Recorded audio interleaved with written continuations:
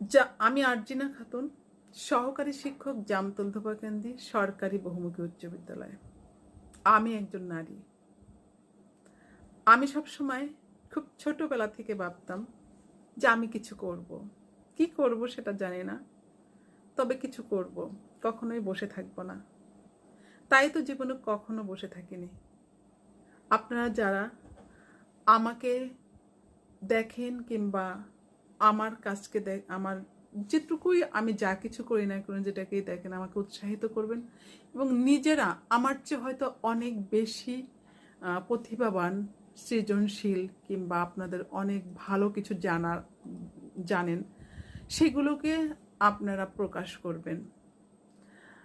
আমার একটাই অনুরোধ, নিজের আপনি যদি কিছু না করতে পারেন অন্যকে ছোট করে দেখবেন না। আমি কখনো কাউকে ছোট করে দেখি না আমার লাইফে।